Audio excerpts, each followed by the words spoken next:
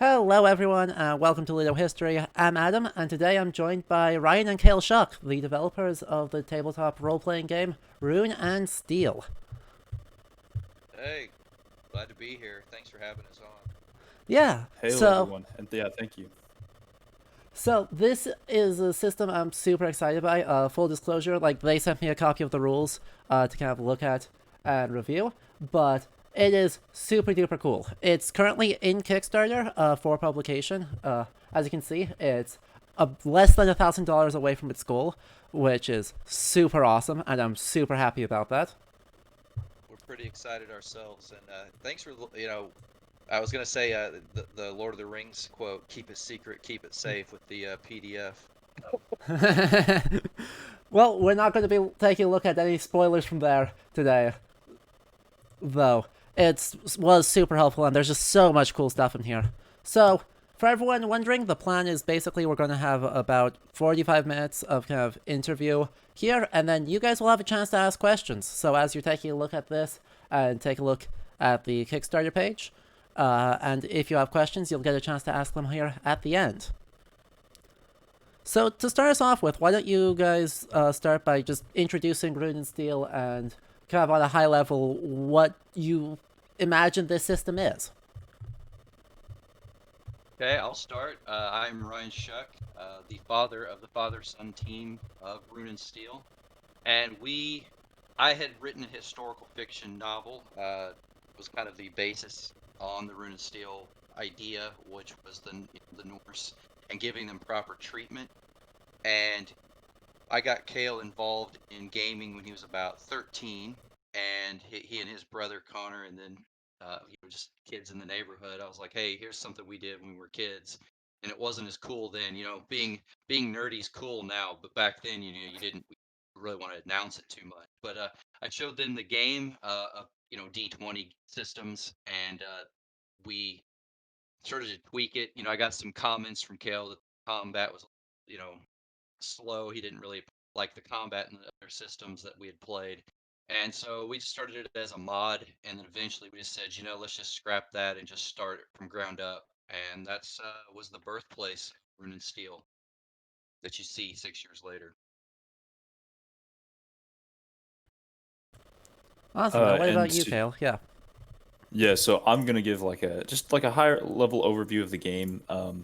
I think one of my frustrations with original D20 wasn't even just the combat systems. It was almost that the mechanics got in the way of the narrative. So when you're playing the game, you feel like the game becomes more about number crunching and things like that than actually enjoying the story, which for me was a big turnoff. Like, why wouldn't I just play a computer game if I was going to do that? So I wanted to play a game that was smooth and had a lot of like the mechanics added to the drama and the story, and that's kind of where I got the inspiration for Rune and Steel. Awesome. So, yeah, Ryan, you mentioned that you kind of started out in historical fiction doing Norse stuff. So, kind of what's attracted you to the Vikings specifically, and what made you want to make a role playing game about them instead of kind of a more generic fantasy world? Back when I started writing the book, now it feels like gained momentum, and I'm sure Adam, you can that that seeing shows or reading novels from the Norse point of view is a lot more popular now. And not that there weren't any when I started this, say 7 or 8, 9 years ago, but it definitely wasn't, or at least I didn't find them to be either accurate, or it was always from the English point of view, or somebody else's point of view, and they painted the Norse as just bloodthirsty.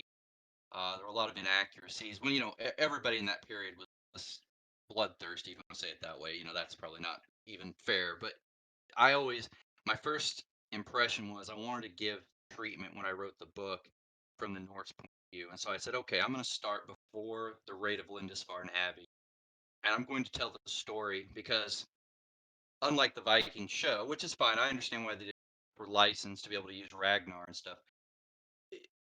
They don't know in the name of anybody that was on the actual raid of Lindisfarne Abbey. So that gave me a lot of creative license to make up those characters and then weave them in with real historical people, time that we do know there in certain areas as chieftains or petty kings or where blown kings of the age.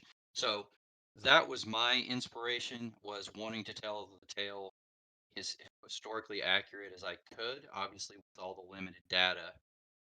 Um, and I actually reached out to the head of the dig site of Calpang. I'm going to say that wrong. He's at Oslo University for some questions. He was gracious enough to respond uh, Facebook Messenger on some questions I had just about chieftains, things like that. But anyway, that's kind of was my angle on it. I wanted to tell the story from the Norse point of view, and now that's like kind of rampant. There's all kinds of shows, but that wasn't the case, say, a decade. Yeah, I mean, even thinking about like Last Kingdom and Bernard Cromwell's books, as good as they are in many ways, they definitely are telling the story kind of from the opposite lens from what we kind of hope for, and what the entire saga corpus are, like 100 or so stories from the 13th and 14th centuries are actually telling us, and that exact opposite perspective, which I think is definitely a shame, and it's cool that you've been doing that and continue to do that. Yeah, I mean, hopefully we give it enough proper treatment. Honestly, I was more nervous about this interview than the others, and that's not. It's because the content. This piece of getting it right has always been one of with me. I want to get it as accurate as possible and still keep the. I mean, it's still got to be fun, right? At the end of the day, if the game's not fun, what you don't have much of a game to sell. So we had to back off on some realism in certain parts to, it is a tabletop game, and so we had to relax it some. But it was easier to start strict and relax it as we play tested than to start the other end, I believe.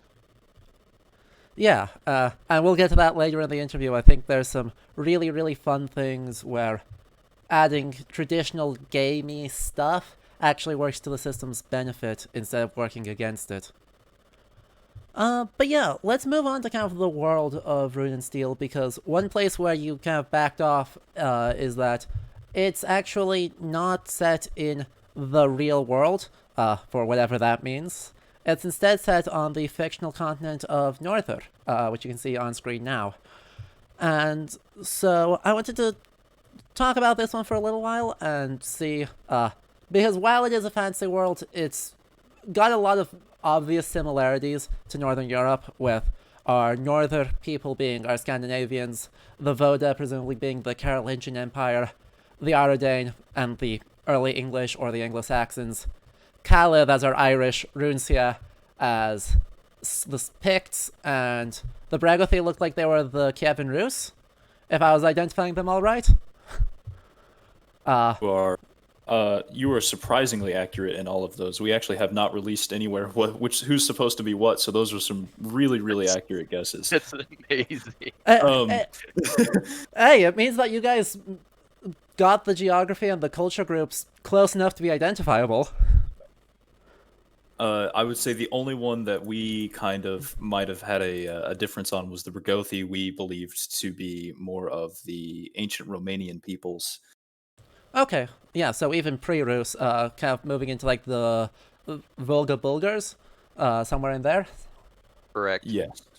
Awesome. But yeah, one other thing I noticed in the summary of the world there is that like the Norse gods are imported in this world almost completely unchanged, and the game still obviously tries to do the culture groups and technological level and social structures of the 9th century. So the first question there is, I guess, was there anything unexpectedly challenging about importing real historical groups into a fictional setting, and was there anything that was unexpectedly beneficial about it? I would say that one of the unexpected challenges was we knew coming into that if you were going to make all of these cultures, you had to do them service by making them unique. But each culture also historically is going to bring with it its own ideas, religions, inventions, etc. And we just didn't have honestly the development time to go through and do complete justice to all of that. So currently, as the game is written, the continent of Norther has every culture is under the Norse pantheon. So they all right now are believe in the Norse pantheon essentially. And we made that decision not because it's the most realistic one, but because it allowed us to use the sagas as our primary inspiration and not have to dig into hundreds of other hours of cultural material for those people. As there are a lot of uh, reflections, like in one area this god may be called something, in another area it's the same idea of the god with a different name. And so we found that just sticking with what we knew the best, which would be the Norse pantheon, that we would not do a disservice to one of the cultures. And honestly, we could always expand on that, right? If this thing makes it, then we can expand, the entire pantheon out and take those hours and be able to do that. But at some point, you have to make something has to get cut, so to speak. And as Kale said, we decided to just use the Norse pantheon for now. Yeah, that's totally understandable.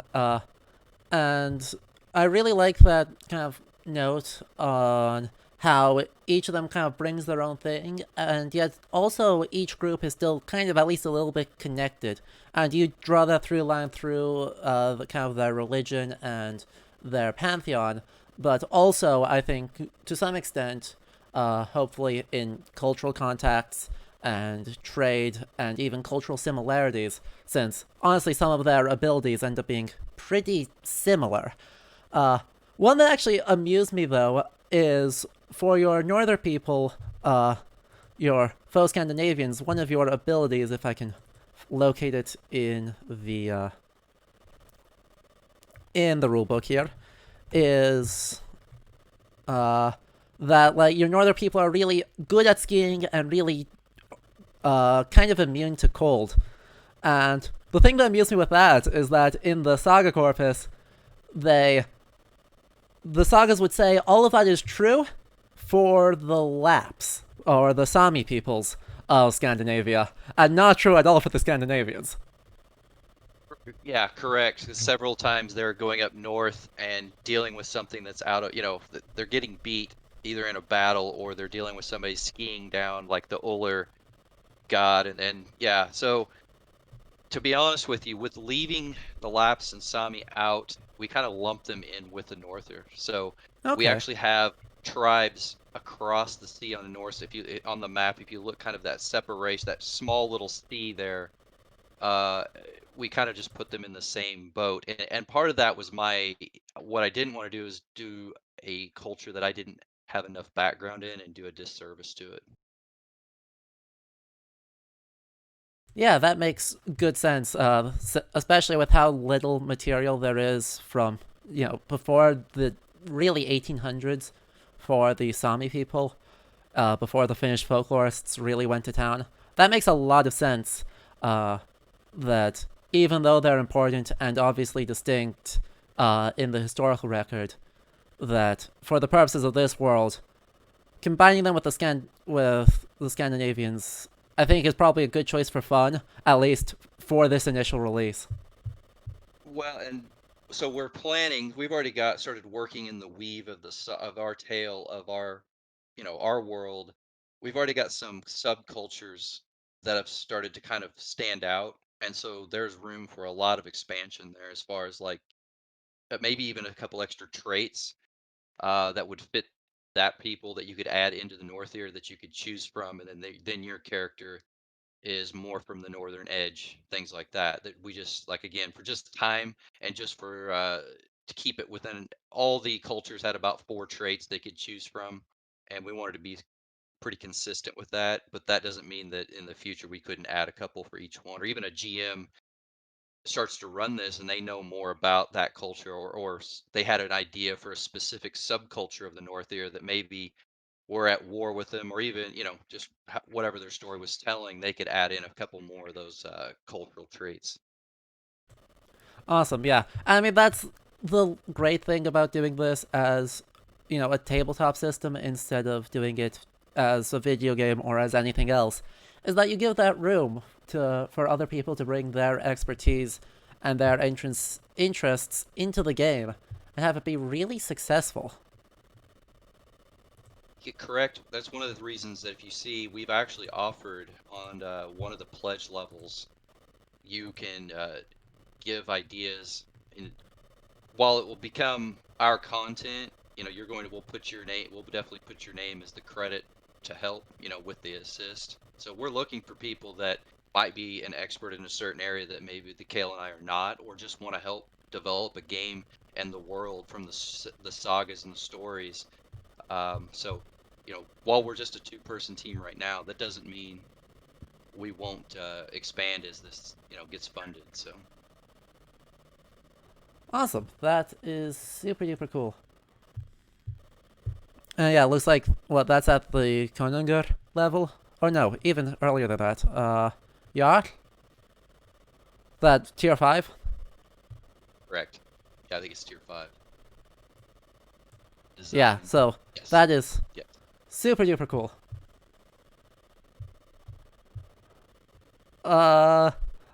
Leander, let's save that for the end of the interview. But yes, I would be absolutely adore once this gets released in March, I think, is what you're claiming right now, or hoping for. That is the hope, correct? Then I would absolutely love to do this as like a thing on this channel, to be able to do a kind of mid-length campaign. I am very excited about this because I just want to reiterate, there is so much cool stuff in this, and we're not going to get to a fraction of all of the cool history in this interview because, there is just so much in here. But one more question on kind of the world before we turn to the actual play. So in this continent. Yeah, sorry, you cut out on us there for a second. Oh, apologies. Am I back now? You are back now. We lost Perfect. a little bit of those last 2 comments. Okay. One more question on the world before we turn into more of the mechanics and that side of adaptation. So the human playable races in the world of Rune and Steel are not the only ones. In the rules, it says it's populated by all sorts of beings. Obviously the human cultures, but then some less so. Both the Alvar, the Dvergar, elves and dwarves, but also revenants, liches, lindworms, etc. So do you each have kind of a particular favorite enemy that you brought into the game?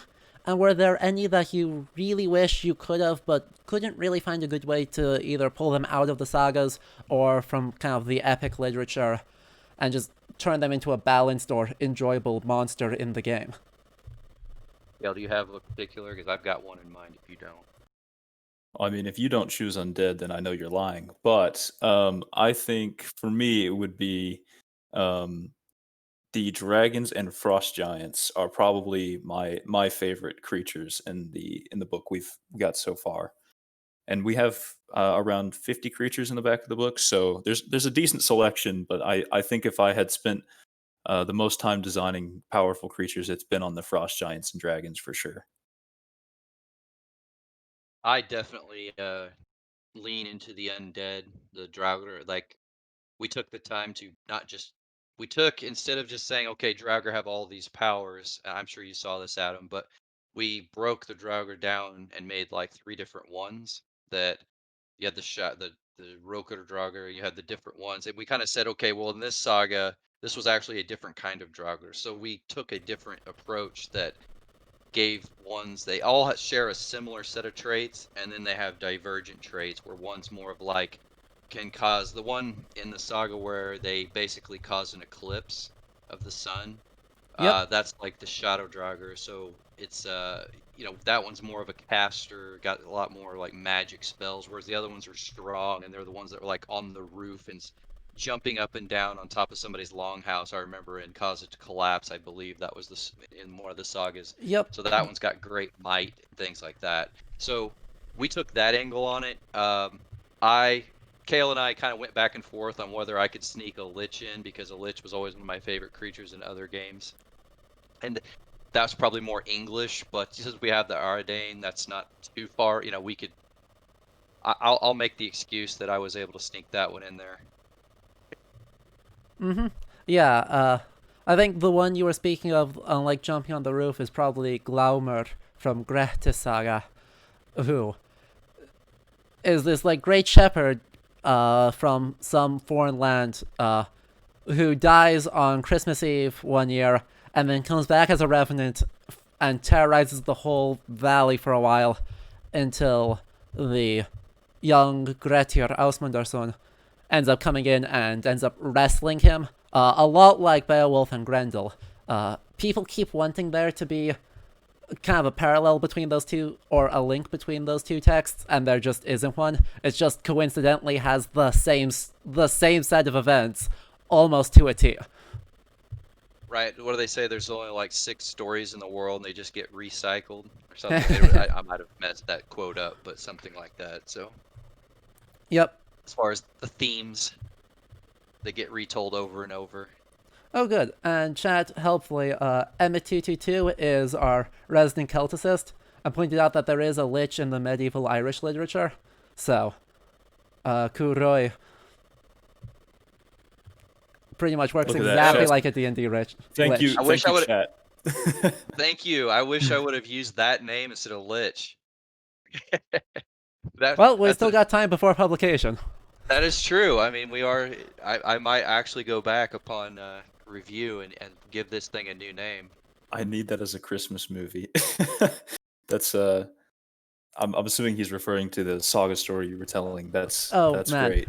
It is such a good story. At the end of it, actually, Glaumer is also magic, because he curses Grettir to be afraid of the dark for the rest of his life, and to never become any stronger, which only makes him the strongest person in Iceland ever, by a little bit instead of by a lot.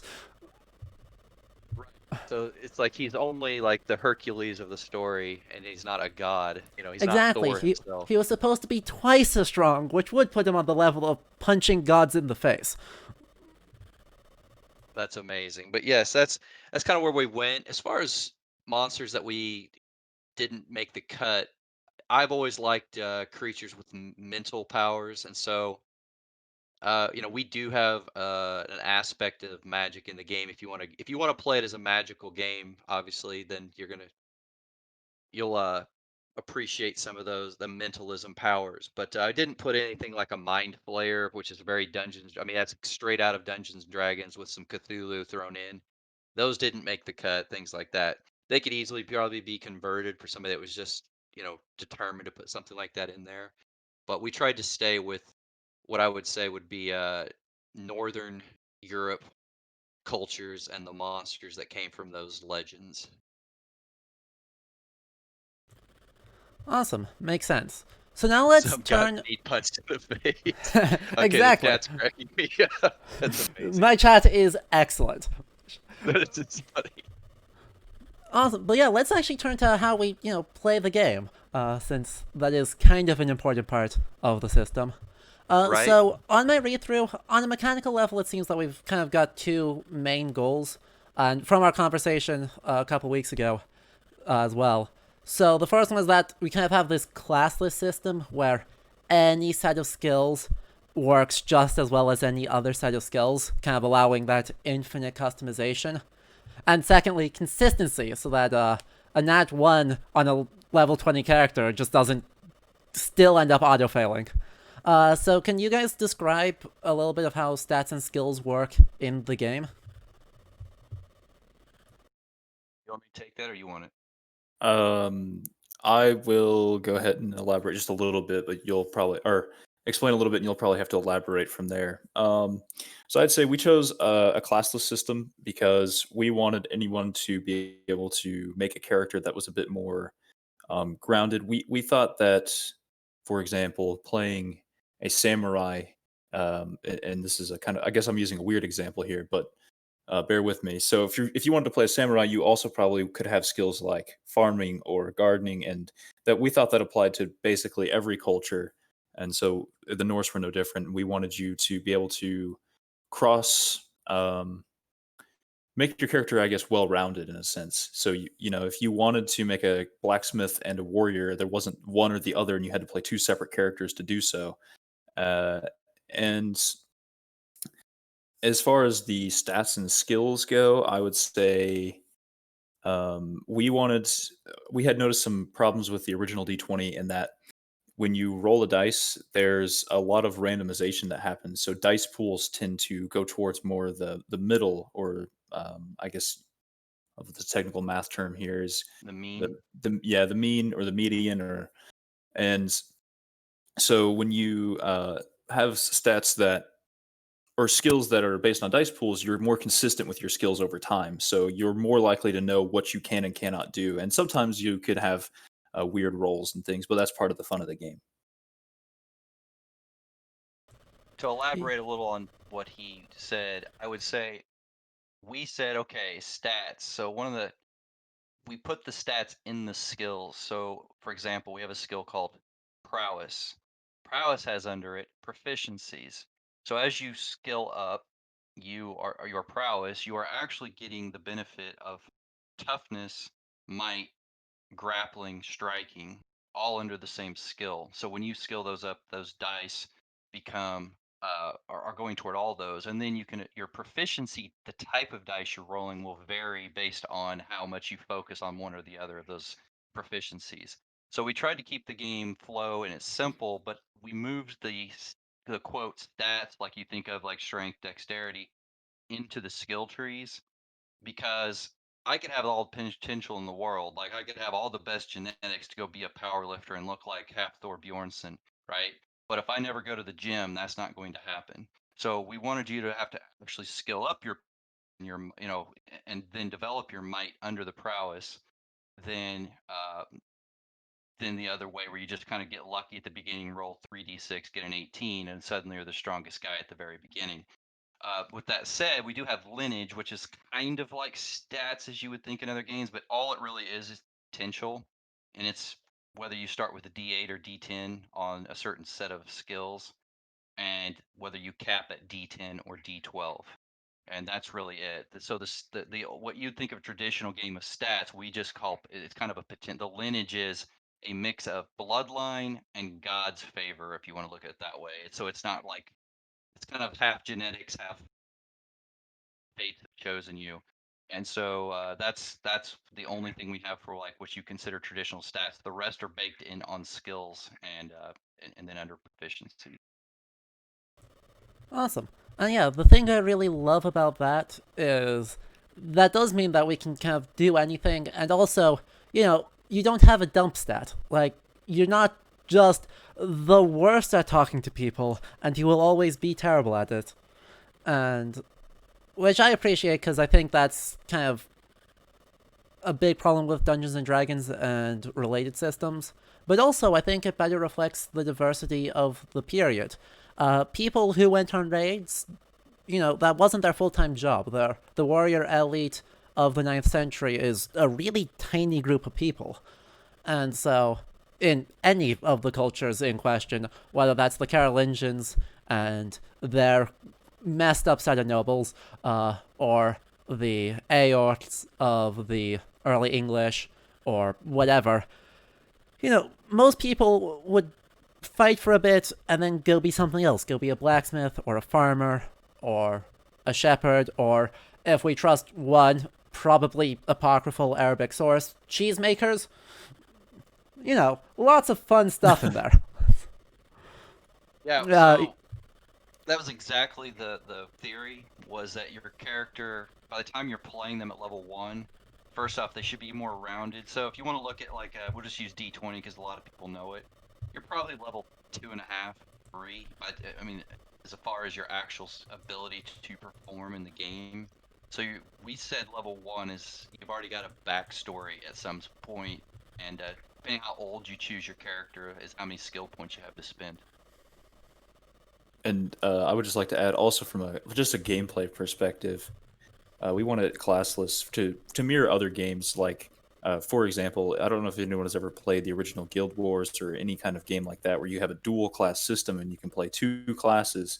But having that allow ability to customize, like based on that and all of those different options, we thought, well, classless system does that tenfold, where you have almost infinite options to choose from what kind of character you want to play, so it never gets stale and you don't just have to play warrior with big hammer or whatever for the 50th time. Yeah, there isn't such a thing as a meme build when you can have all of the regular builds, and there's like 7,000 of them or something insane. Actually, it's way more than that. Since you've got like 80 something proficiencies, that's a lot of combinations. But yeah, like you don't end up needing to just meme and play a muscle wizard because you have other options. Well, and we made sure there was no dump stat because we broke even combat really his 4 skills and then at least 4 to 6 proficiencies that could. I mean, I'm just using combat because it's an easy one to kind of go in, but you your ability to perceive is your evasion. So it's down in the perception skill because as any fighter will tell you, if you don't know what's coming and you don't anticipate, you're never going to react in time. I don't care how quick you are. So unlike some games where dexterity really rules, we decided to go the path and looked at, well, what actually makes somebody an incredible, sword fighter or even a boxer or grappler, somebody with doing glima, would be not just might or not just dexterity, but a combo of these things. So, yeah, there truly is no dump stat, and your leadership, your influence, those things have intimidation in them and such things like that. Awesome. So yeah, let's actually talk about combat a little bit more to see how it works. I know you guys drew a lot of inspiration from HEMA, historical European martial arts, and that community for kind of the mechanics of how combat actually works in a fight. So why don't you introduce kind of how you transfer that into this game? Well, Yeah, Kale is a free scholar in HEMA and had a really good set of teachers and practitioners in the local area. I would say they're some of the best nationally, at least in the U.S. So I'll let him kind yeah, of speak. yeah. So, I mean, I guess combat on mechanic, like a high level, and then I'll try and get a little bit into the mechanics. But um, is we wanted it to reflect the reality of violence in what would be Viking Age Scandinavia, and so we went through and looked at past or sorry later source material, which I have a lot of familiarity with from HEMA, and how they used weapons, and tried our best to kind of transcribe backwards into the Viking Age. And we used, obviously we love websites like Herstwick and things like that, where we get a lot of inspiration and ideas of people who really know what they're doing with these kinds of weapons. And so combat tends to be a bit deadly and fast. So everything is tactical, but also a little bit random because it's a dice game. So Built in, we kind Awesome. of talked about this a couple other interviews, but we have built-in plot armor because we don't want characters just keeling over dead all the time. I mean, it could happen still with plot armor, but yeah, we built in some ways that to keep the story aspect of it flowing, and it's not just your character gets in one combat and kills over dead, or at least we hope not. There are some ways to avoid that so that GMs aren't constantly watching characters get re-rolled because I know that's not fun either. So Yeah, and I mean, in the sagas, while violence occurs all the time, anyone important, which obviously to point that out means that enslaved people can get killed off left, right, and center in the sagas and they don't care. But like anyone important usually dies with drama. So I don't know, you have someone like Gisli, uh, who in Gisla Saga ends up this big dramatic fight where his wife actually ends up joining him on the battlefield against overwhelming odds. This heroic last stand, and it all has drama. Or in Njal Saga, the assault at Lidarendi, and goes on for like 20 pages of, the attackers will get killed off as Gunnar has this heroic last stand. Character deaths I feel like, should be trying to evoke that same level of drama and narrative weight to it, uh, even against the historical reality, I guess, in which sometimes a shipwreck happens, and then they die. The end. right, everyone drowned, and it was cold and miserable and horrible, and yeah, it doesn't make a great game necessarily, but it does happen. So yeah, so we have a lot. We have what we called fate dice, and we wanted to be sure that we don't confuse this with the fate system, but we call it fate points if that's easier. And they're just auto success dice, and you earn them completely through playing your character's personality. So we don't have alignment; we have personalities. We have like 19 or 20 preset personalities, and then you could generate your own. I mean, they're not a real hard template.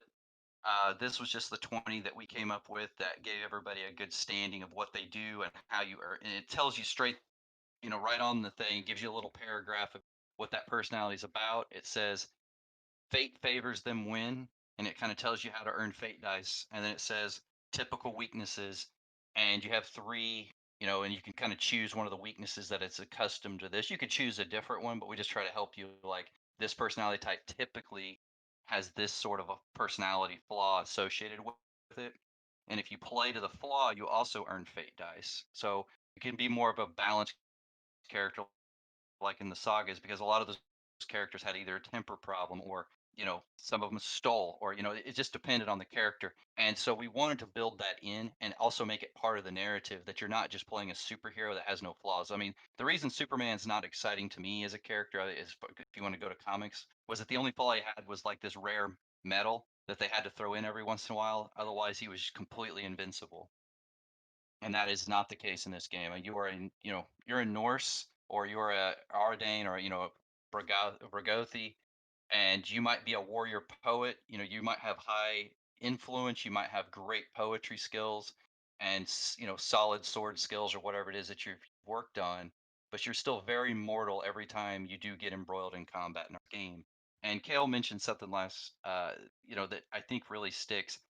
You can get better at the combat system in this game. And I know that sounds odd, but because you make tactical decisions round to round, you can actually just improve on your own as the person behind the character instead of just the character advancing, which we thought was, pretty fun to watch people better and better at understanding the tactics.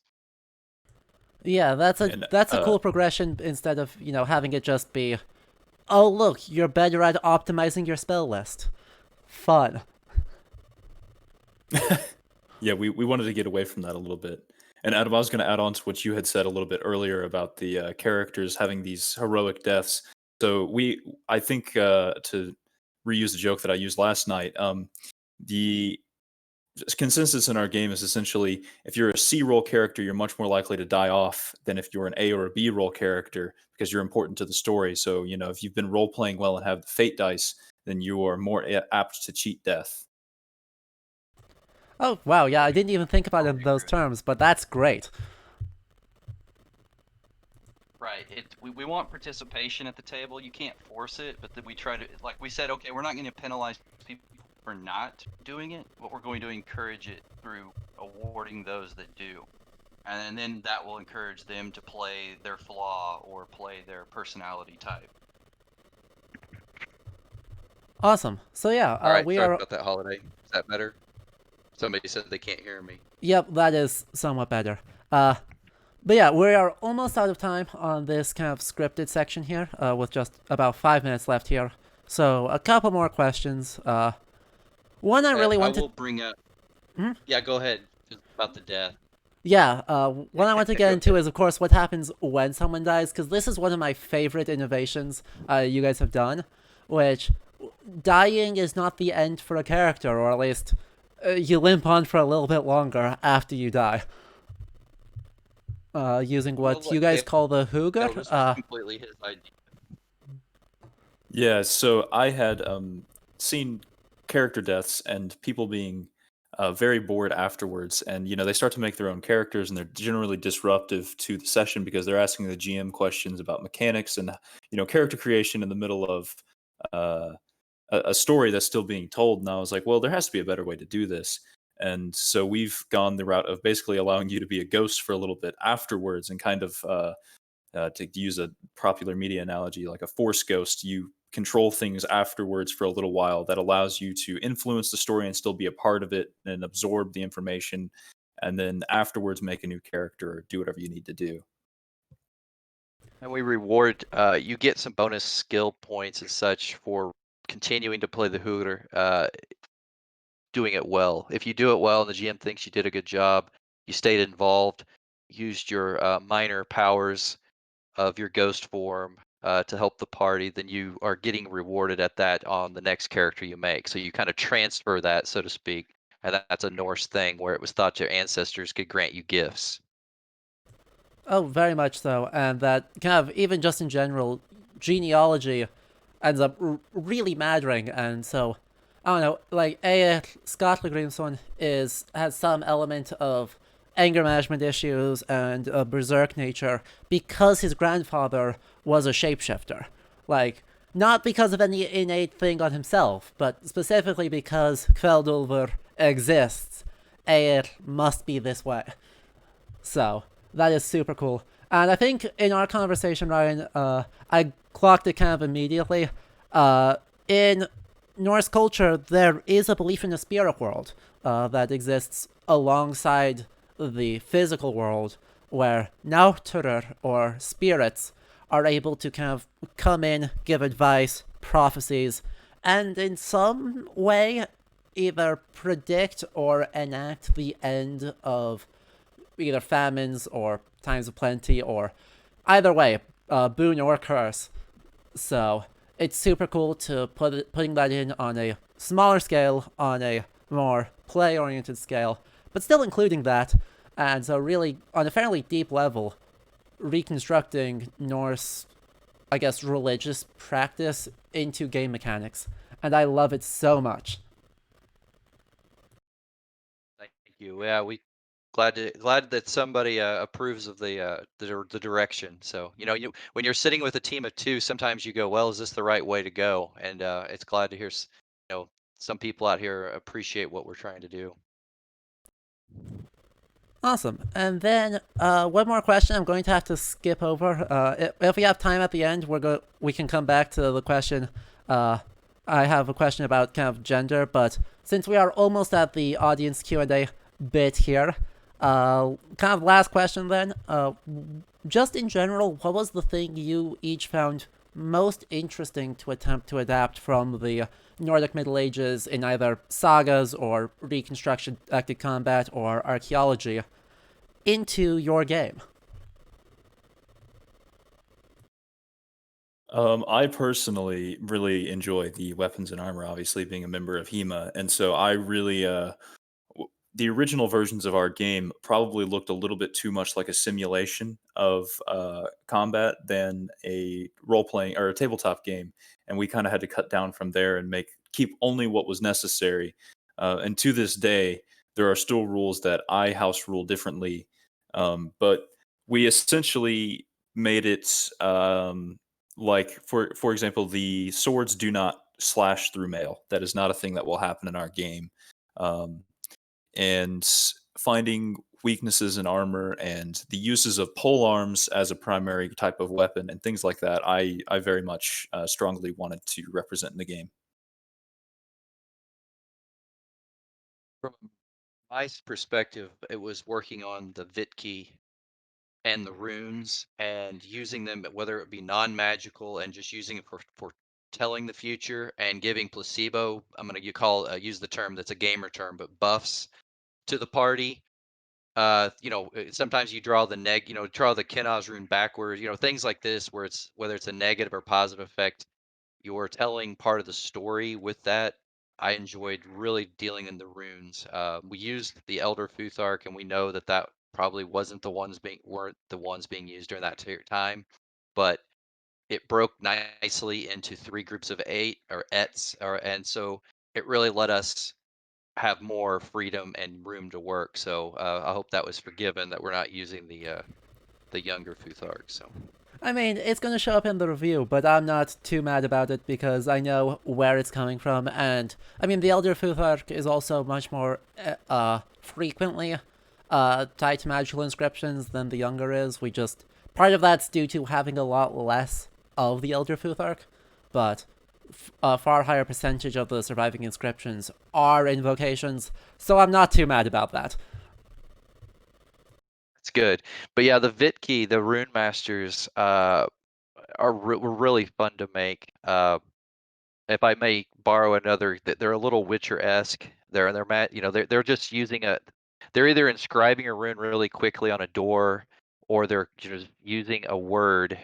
They're literally just saying one word, and they're invoking things instantly that a lot of times are very subtle, but can be quite powerful. And all our magic in the game has a chance to fail, which is a balancing mechanic, but it's that we want risk reward. You can also overcast above your actual skill in times of need. And if you've saved up fate dice, you'll probably be able to pull that off for that big epic moment.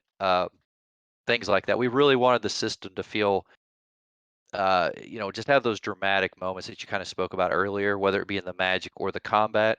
We want those moments where you get back and then you call your buddy or you text later and go, I can't believe they pulled that, and people are kind of excited that they played this game because of what happened at the table, and it was like a really kind of a 1 in a million shot, and it actually worked. Things like that, where in our game you can actually take the head off a dragon in one swing. It's not going to be very common. It shouldn't be. I mean, that should be something that should be told later. And then we've got mechanics built in, like called a deed, where you then become known as like, for instance, my son chopped the head off a worm that came down a tree, and it was a negative fate dice, and I'll explain that later. But essentially, it was not an encounter they were supposed to fight. They were actually supposed to run. And my son steps forward and he's like, I'm just going to swing at it with my Dane axe. And he cuts the thing. We did the math. It was 7 in a million. The actual odds of what he did were 7 in a million for where he struck, how hard it struck, and cuts the thing head off. He earns the title Ander Wormbane. And now in our game, we actually have mechanics that if you cut the head off a creature of a certain level, epicness, you can take a Bane title. Every time you fight that creature, you gain 2 exceeds by, which basically means you hit them harder because you've learned secrets to how to fight these things. We've got all that kind of stuff built in, so it's kind of like achievements. And some of them are like you run away and you learn, you earn one of the Norse titles. Kale, you might help me on this, but it's basically like the coward, but you gain extra sprint dice when you flee battle. So I mean, they're not all positive. Sometimes they're just, these little epithets you get for what you've done in the game, good and bad. I mean, yeah, you have Niðingur as a title, which literally means, like, coward to the point of unmanliness. So, Right, definitely not all positive, but a lot of good drama comes out of that. And I am a fan of this, because I guess the way I've been thinking about this, since I haven't gone to really playtest it, is this system's real strength is being able to bring all of the drama and some of the random death and the random poor luck of a saga narrative.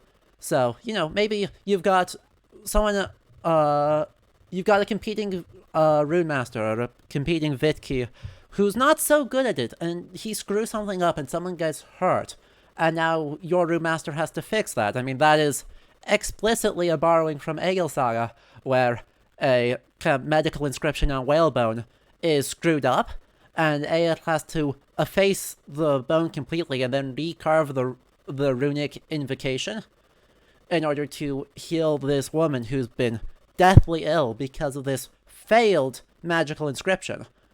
And so all of these little moments and all of these little ways where it gets a saga narrative, even if or though that is not quite historical in the most literal sense of the word, it's something I have a very dear love for and is my actual specialization. And it's so cool to see this system, by and large, get it so right.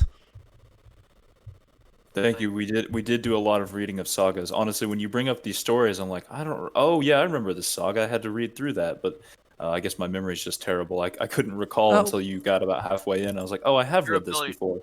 Yeah, it's like, well, if he has me, I have to quote specific sagas we've read, I'm going to be in trouble. But I've read several. Yeah, but I can mean, tell you what happened in several of them, but I couldn't tell you which saga it was necessarily off the top of my head. Don't worry, neither can I. I had to look up the names of a few of them for bits that struck me, so even I do not know all of my sagas. Anyway, at this point, let's open it up to kind of audience questions. I know some of you have already asked some things in the chat here, but if you have any questions for Ryan and Kale here, feel free to ask them. Otherwise, we'll keep rambling about some other stuff.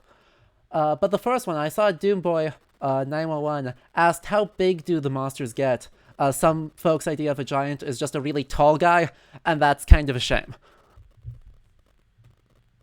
No, they're huge.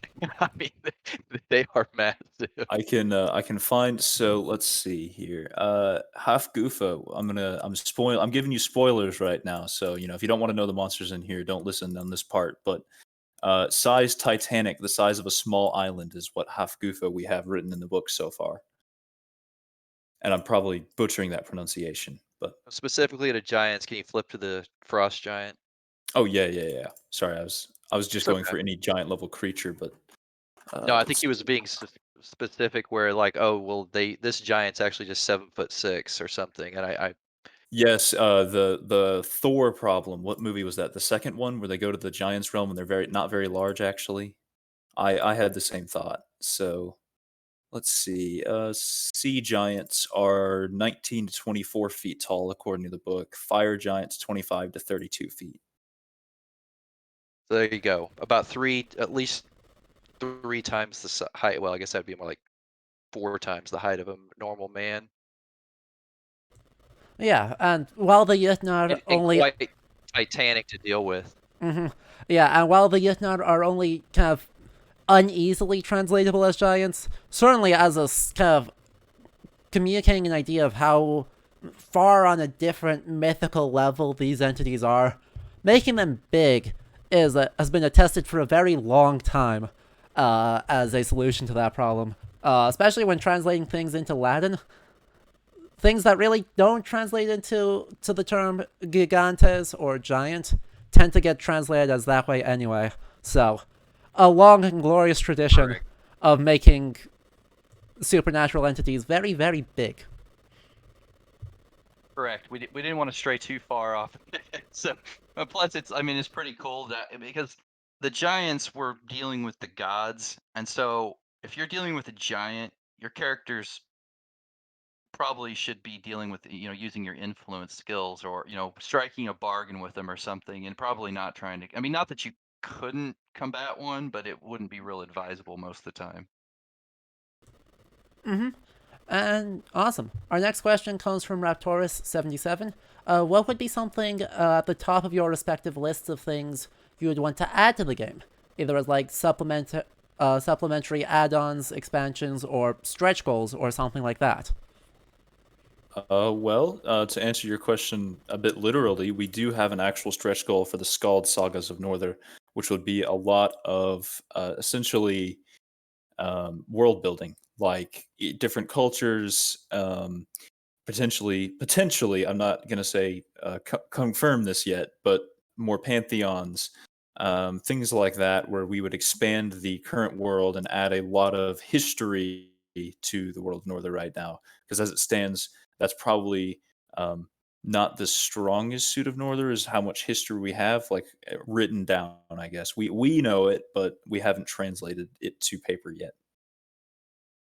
Correct. We want to get at a regional level and beyond just the north here itself. We want regionally to break down and get really into kind of like I was talking about the subcultures and really get into an area and get into like the nuts and bolts so that when a game master picks this game up, they are given a wealth of information on what is going on in that area, the drama, so that they can literally randomly select an area and they would still feel comfortable running it because they'd know this chieftain's in a disagreement over this chieftain over the daughter and marrying him off or things like this, like having realistic motivations and goals. And sometimes it's simply we want more land because we've got a bunch of hungry people, but it's nice to have that all detailed at the level that Kale and I would feel would be worthy of an entire publication on its own. That would be the first one we do.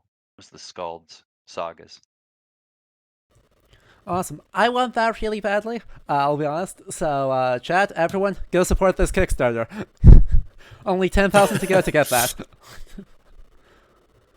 but you. yeah. Yeah, Close. We appreciate it. So close. We really appreciate you having us on, and this from the historical standpoint, we were very excited to be on here. So this was fun. I've been watching your stream quite a bit lately, so it's fun because I learn things. I'm like, oh, what's in this? You know, you'll start talking about, even while you're playing a video game, you'll start talking about, just get on like a, you know, an entire speech about certain piece of history, and I learn something every time I watch it. So Well, that's really kind to hear. Sometimes I worry that I end up just rambling, and it takes me about 3 times as long as I should to say anything. So it's nice to hear that I'm you're a enjoying that too. rambler.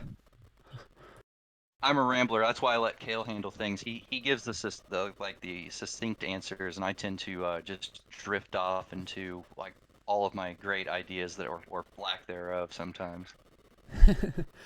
Okay, looks like one more question here is all we have time for. But from Leander Taker, kind of a minor question, but based on the cover art, I presume I can keep a doggo with me and kind of give emotional and combat support. Well, we do have we actually have animal empathy, animal taming, animal training. So theoretically, that is correct. So it is under Beast Mastery. So yes, you could have a combat emotional support wolf. You heard it here first, folks. Pet wolves. That's right. I feel like I should add to that GM discretion. I think the joke I made yesterday was we might be the book with the most GM discretions out of anyone. We might have a record for that, I guess, because we always want people to be able to play their own games. So, you know, if your GM doesn't let you have a wolf, we would love to help you with that, but I'm not sure we'll be able to negotiate that for you. Dang. Awesome. So yeah, I think that's all we have time for because we've been going for a little over an hour now. So are there any kind of closing thoughts you guys have about kind of the game and anything in the history there that you really want to share that we didn't get a chance to talk about? Well, just the title. Just go back on the titles and deeds. I think that's an area that was pretty unique to the system, and we were pretty proud of those as far as like titles being things you strive for to earn, and then you get to use them mechanically in the game. And then the deeds are all what we kind of talked about with the achievements. But that's it. That's all I have. I would say the Leander, cultures sales pitch. sales pitch. I would say the only thing I might have to add to that would be the cultures and races that we have. We obviously we want the game to be scalable from uh, no fantasy to high fantasy, and we think the game has a sweet spot in about low fantasy. But really, if you wanted to, we've designed the system with the ability to strip away all of the magic, all of the I guess mythical entities, and play the game like a completely historical base. And I think down the line, when we are hopefully when we're funded, um, we'll probably start making some historical campaign type PDFs to release to people. So Awesome. I look On the forward to that docket. too. Yeah, so the pitch is help us if you you know, even if you've can't, you know, it's maybe not interested of you, but you know someone, just help us get the word out. You know, we're real close, and we'd love to get this game out to people. And I appreciate everybody that's taking the time to listen in, and you know, just help us get the word out, and we'll try to put out the best game we can for everyone. Exactly. And it looks like there is 24 days left in the Kickstarter, so until the end of this month, looks like. Yeah, 29th of January is the last day of the Kickstarter, and we are a all or we chose all or nothing. The other option didn't seem it wasn't for us. Let's put it that way. So Yep. So close. So spread the news. And I mean, I am deeply looking forward to this. I hope everyone else is too. So yeah, if you enjoy this, make sure go to the Kickstarter. The link will be posted in the Discord after the stream ends. And then also, if you've been enjoying this and enjoying kind of this historical content, make sure you follow here on Twitch and subscribe to YouTube, where this interview will also be uploaded. I have a full review that's currently in the editing process. I've got it all written and recorded. It's just a matter of editing it. So that should be out sometime in the next week or two of this system. So make sure you subscribe to my YouTube channel to look forward to that, and that'll be shared around as well. But yeah. Is it bad as a dev that I'm looking forward to your review? I'm actually, independent person. I want to see what, Find the holes in it so we can go and fix them. So. Well, there are a few. There's a lot of historically cool things, but definitely I'm pointing out a few places where there are some things that I guess I don't feel like quite strike the balance quite as well as most of the system really does. But that's a thing. That would be spoilers to go into more detail. But yeah, thank you so much, Ryan and Kale, both of you, for joining me. You've got your lead now. Thanks again. Yeah, thank you for having us. Yeah, and I hope everyone else has a good rest of your evening. Bye.